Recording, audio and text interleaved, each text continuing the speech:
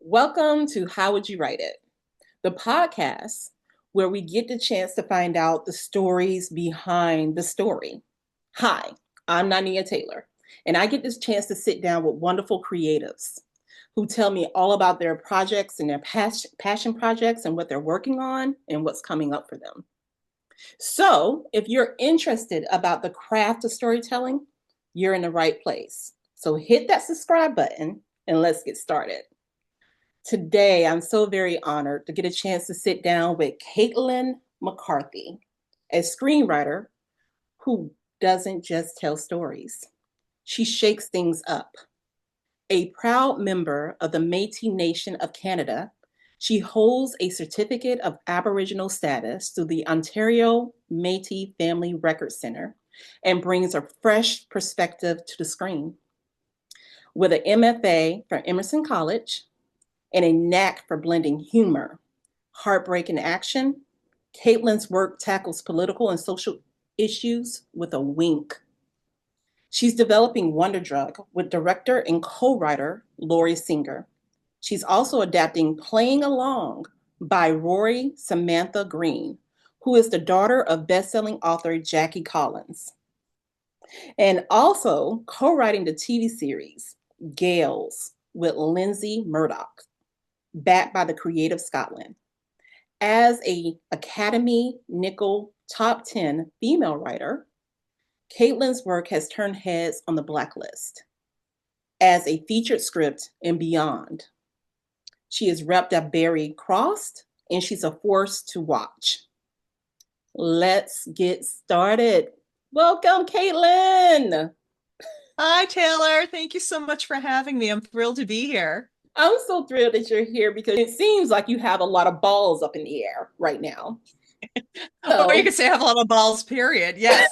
To survive as a woman in this industry. well, I mean, you have to have balls in this industry. Like you said, you have to have balls in this industry, especially with what's all going on right now. Um, Yes.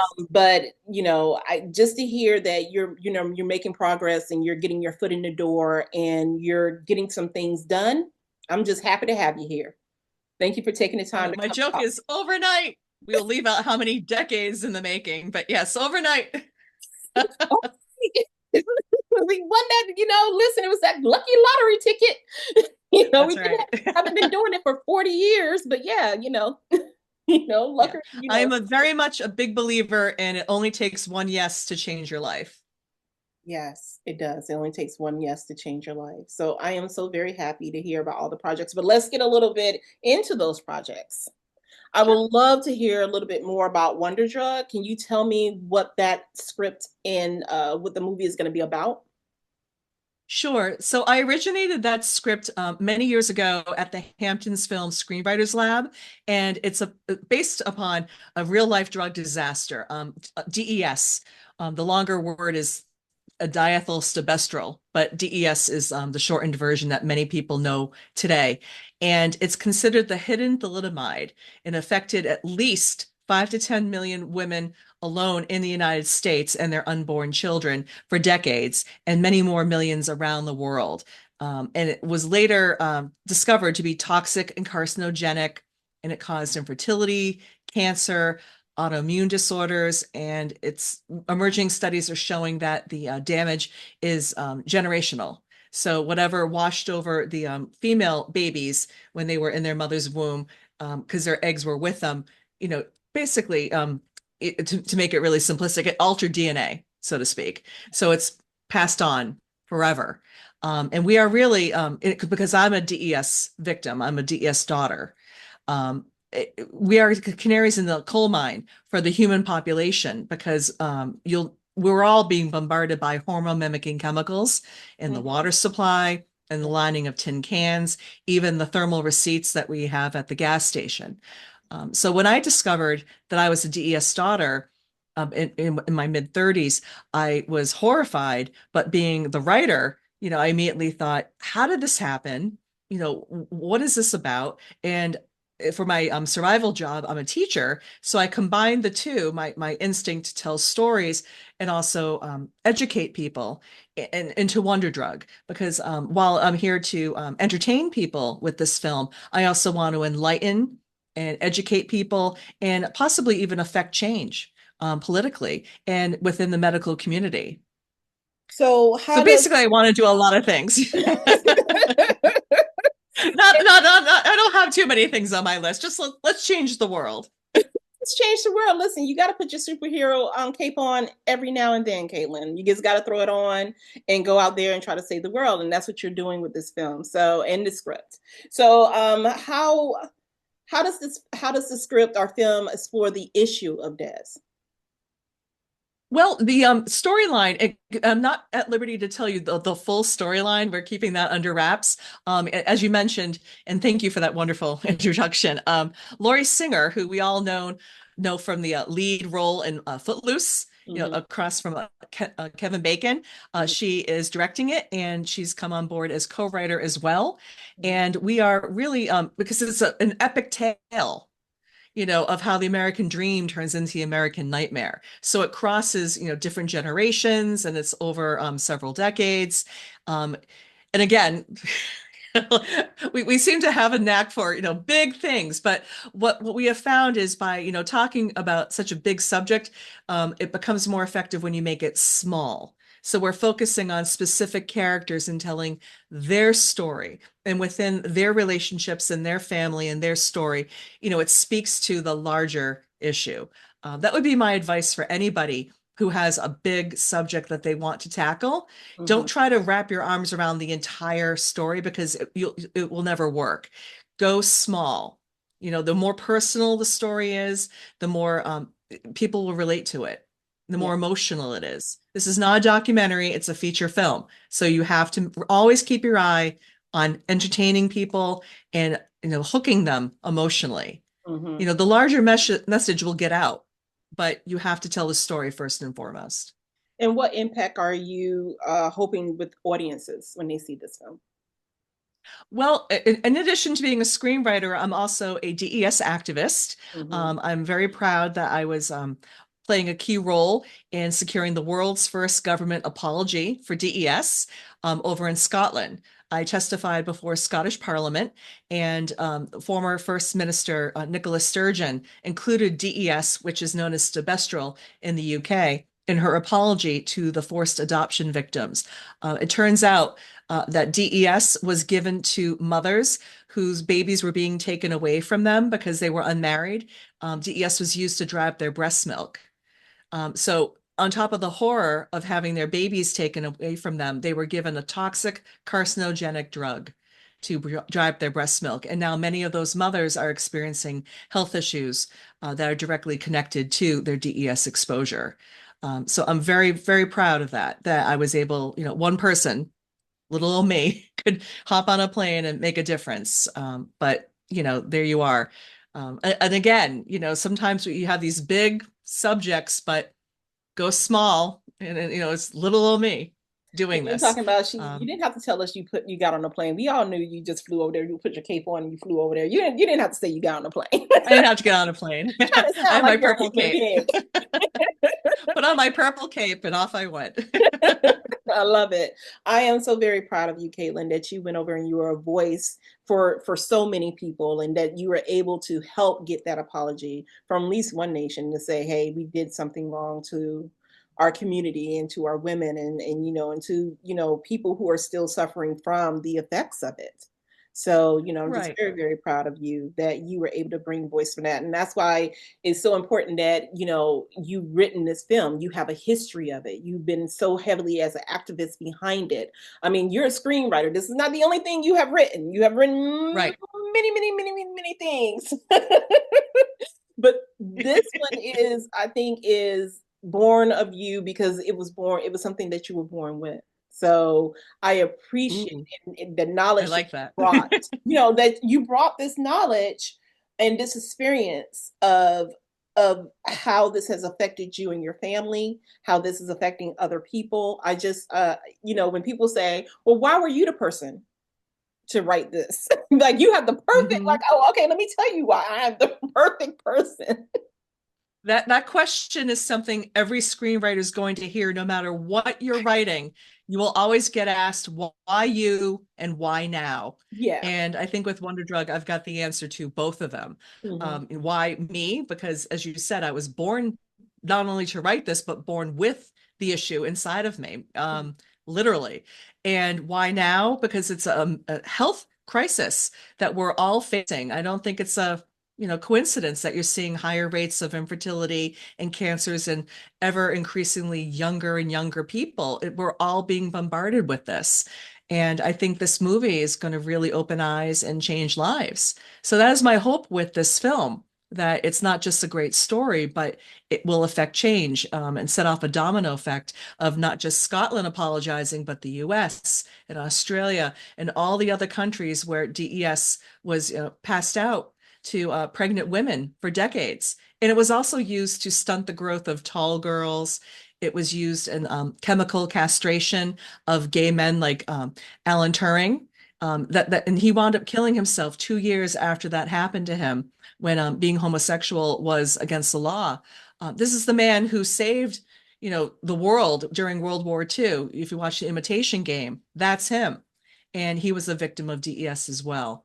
Oh my. So it's a big story, but we went small with the screenplay, what we're telling in the story, and I think it's very powerful and very effective. And I can't wait for it to be filmed and shared with everybody. I can't wait to see it, Caitlin. When you're ready, bring it on back. Come on back to How Would You Write It? I really would love to sit Oh down and yeah. talk to you after it is already and set to go. Let's talk Mhm. about, can we talk a little bit about playing along? Yes. So this is a total departure from Wonder Drug. This is a rock and roll romantic comedy, Ooh. because I'm not always a very serious person. I love to laugh, as you know, Taylor. So Hmm.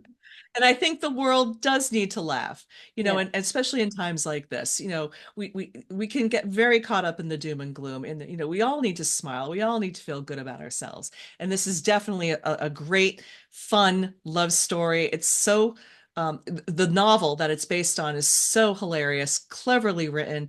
Rory is the daughter of Jackie Collins, who's very well known for her romance and dramatic novels. Yeah. But Rory is an unbelievable talent in her own right. And that's something I want everyone to know, that Rory is a rock star herself. And I'm very proud that she selected me to turn her book into a screenplay. And that's currently being taken out to the industry. So I can't wait for that film to be made. Oh my goodness. Oh, Caitlin, got so much going on. How about Gales? Talk a little bit about So, Gales. Gail's Mm-hmm. That was my pandemic project. I was connecting with Lindsay Murdoch, who's from Scotland. This is way before I testified before Scotland, by the way, for DES. Scotland has just been in my life for the past several years. And I love Scotland. So, this is fantastic. But and Lindsay was looking for a co-writer for Mm-hmm. this idea she had about female coal miners in the United States, and Mm-hmm. one of the coal miners was from Scotland. And where I'm from in Worcester, Massachusetts, we happen to have, unbeknownst to people, a coal mine at one point. And I grew up on Burncoat Street, which is shortened for burnt coals, believe it or not. I felt like this is destiny. So I reached out to her, and we talked and clicked, and we wrote it over Zoom and over Google Docs, and we would pass back and forth the final draft document. Mm-hmm. And we were very fortunate to be partly financed by Creative Scotland. They helped fund the development of this script. Mm-hmm. And we're now working with Pirate Productions, which is a very exciting female-led Mm-hmm. production company. Annie Griffin, who is not just a producer, but a director. She's directed episodes of Outlander, which is one of my favorite TV shows of all time. So we're very, very talented people are, on board with this project. So again, like the other things that I've written, I'm really hoping, sometime soon that we can bring this out to people. I do try in all of my scripts to write exciting female leads who are complicated. Women are not always strong. We can be vulnerable. We can be bitchy. We can be aggressive. I always joke and say there's nothing passive about my aggression. So We need to see this, on the screen, all the different sides of women. And it's not just white women that we write about in Gales, it's women of color. Like these are the four female leads. You have a wide spectrum of different women, different backgrounds, because all those stories are so important to tell. The story is set in the 1800s. And when you think of like a big Venn diagram, you had in the 1850s, you had the abolitionist movement, you had women's rights was starting back then. Many people don't realize that, but here in Worcester, where I'm from, the first women's national convention was held here in 1851, I believe. I hope I got that right. I Wow. should know that. I'm from Worcester. I'm sure somebody will hunt me down if I got that wrong. But someone in the comments will write Hmm. that. Uh, but you have all sorts of things happening. Politically, the Know Nothing Party, which is very similar to what you see now with Trump, was on the rise in the Hmm. nation. So this is something that we wrote about, and I'm very excited to show this script to the world. Oh, I'm so excited. I can't wait to see all three of these projects. Oh my goodness, Caitlin. So how was it, just to jump back real quick, and I hate to do that, but jump back to That's playing okay. along. How is it to adapt a novel from a script? Like how is there any challenges with that or There is. I would tell anybody when you're adapting a novel, the first thing you have to remember is, as a writer, you are in service to the story, the source material, and it's very, very important to be respectful of the author that you're working with. They put their heart and soul into that book, and even though you may have some ideas on how to maybe turn it into a screenplay, because you can't always just take the book and say, boop, there it is, screenplay. You have to sometimes, kill your little darlings. You have to leave out parts that are so good, but you only have like 90 to 120 pages. And especially nowadays, like they want you to get away from the 120 any pages. pages? Yeah, they're trying to get you It down at seems what is like it, 92 now? 105. 105 to Yeah. 92 to 105 105 seems to be pages now? the sweet spot. Yeah. Yeah. Oh, So yeah. it's like you have a book that's 300 pages and you're trying to make a 105 screenplay, you're going to have to make some hard decisions. Hmm. But again, you have to be respectful of the source material. You might have to leave certain characters out. You might have to combine some characters. But, I'm very mindful of the author first and foremost. So I communicate, ahead of time, here's my outline, here are the ideas I have, what do you think? I show them the draft so they feel comfortable, with what I'm doing. Hmm. And I'm always able to explain, if there's certain choices that are being made, why, Hmm. and that would be my suggestion to anybody if they're going into adaptation is just don't forget the author. They were there first. As much as you love that script, it's really their baby and you're co-parenting it, but you didn't give birth to it. So you have to be respectful of the parent. Oh, you're coming in. That's a great analogy. You're coming in kind of like you say, co-parent or step-parent to help Yes, now raise this baby. Oh, that's so helping to great. raise it, but Yeah, you didn't give birth to it. you did They not gave give birth birth. to it. You always Oh, have to remember that. that's a great analogy. I love that, Caitlin. So, how is it, is there anything, are there any other projects you're working on that you can talk to us about? Yes. Okay, so I have one. I'm going to be a gigantic tease, and I am so sorry to you and anyone listening to this. I am actually dying to talk about this, and I can't because we are another project. We are out casting right now. We are looking for the lead roles of my first produced film. And I wish I could scream this from the rooftops what it is, what's going on, and I can't.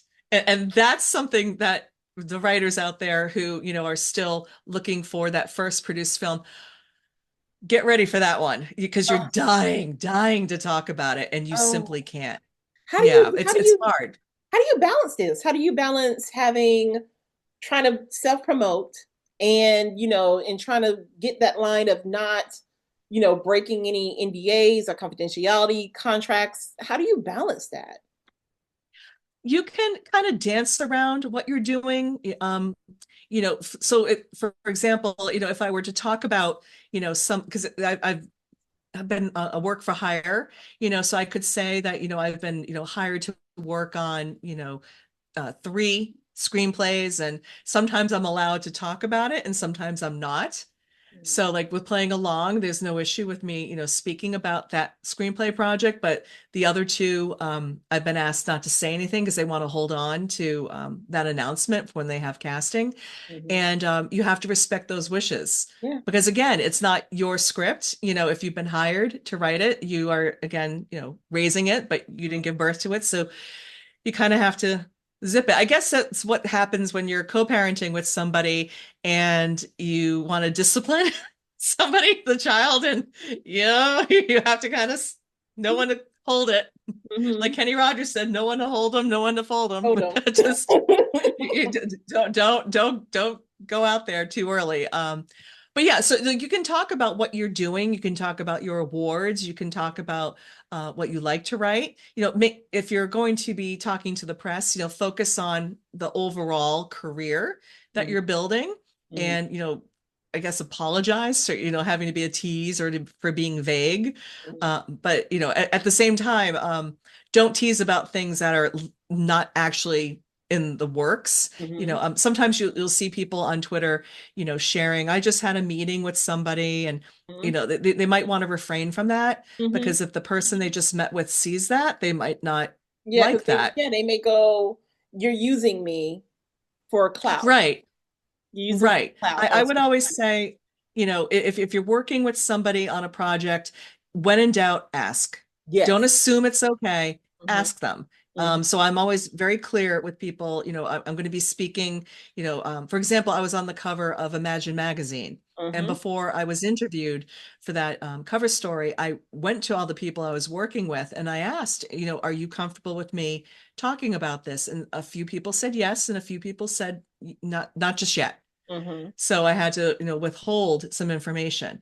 And again, it's like, wanting to spill the beans on an awesome Christmas gift you got somebody. You're Mm-hmm. just dying for them to open it, but you Open up can't the say a thing. present. You gotta I say know, you're just, that.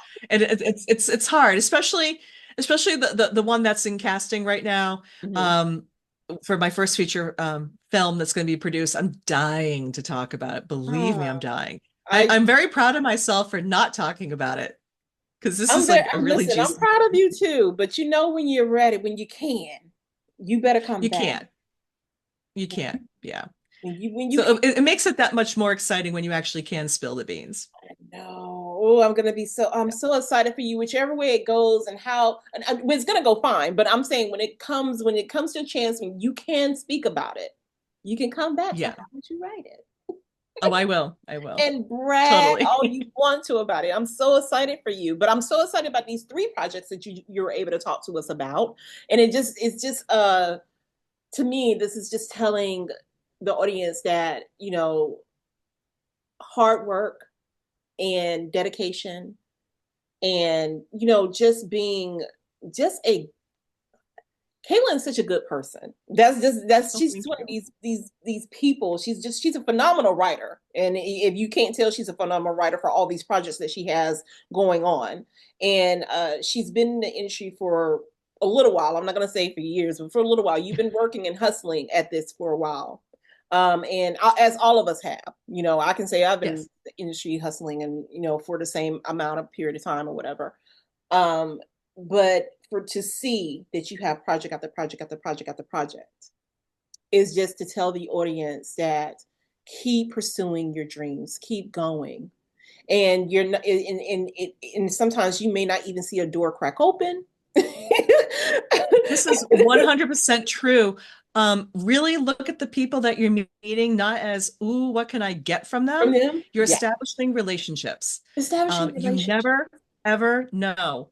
Like, because some of the people I'm working with, I met over a decade ago, and Mm-hmm. now we're working together. I Yes. have one friend who I met at the Hampton Screenwriters Lab 20 years ago, and we're now working together. So you just never know like how long, and again, my journey's been a very long journey. It's been a broken road.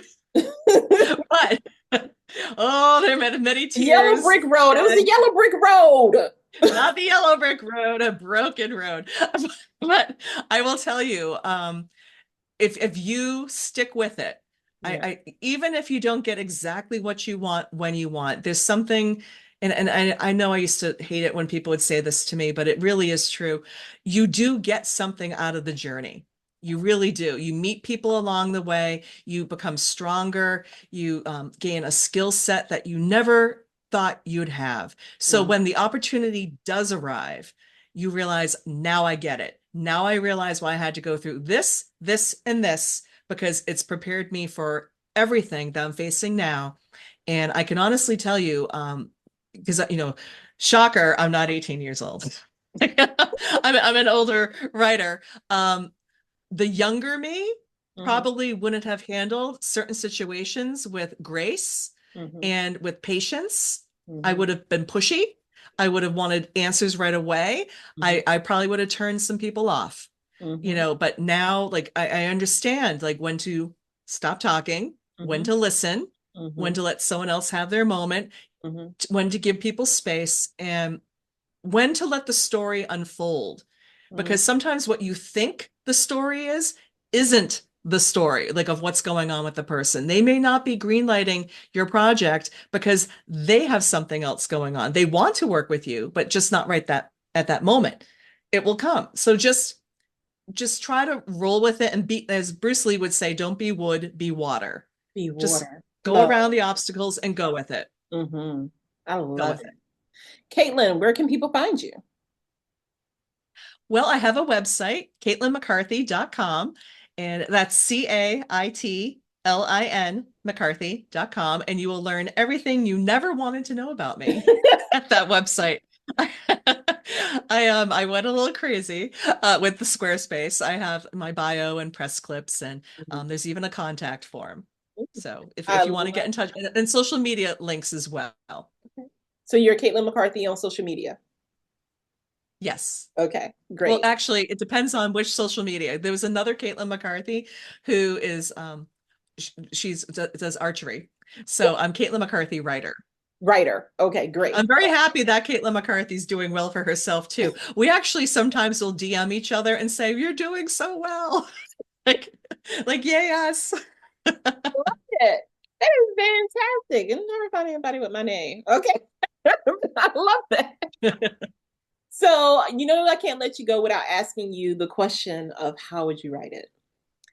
Is there any current or past IP, television or a movie, that you wish you had a chance to be at the table to work on?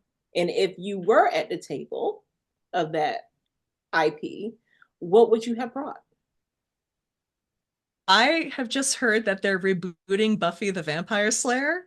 I would love to write for that show. Love to write for that show. Partly because I'm friends with Juliet Landau, who plays Drusilla, the vampire on that show. I was an original Buffy fan, and many years later, I got to meet Juliet when she starred in a live stage reading of select scenes of Wonder Drug out in Los Angeles. And I love her. I love the show. I love Sarah Michelle Gellar, who, starred in it.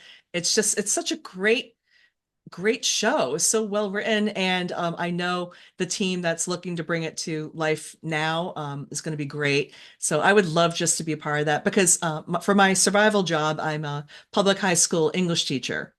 And Oh, Buffy, the things the that you can bring to the table just from the knowledge alone and the experience. Yes. I marinate in the prize demographic of teens. But I loved the original Buffy because it took place in high school and all the issues that Buffy was facing, kids could relate to it. And I'm just excited to see how, because they're going to have younger characters along with, hopefully the original cast members. And it'll be interesting to see how they are as adults dealing with the younger, cast.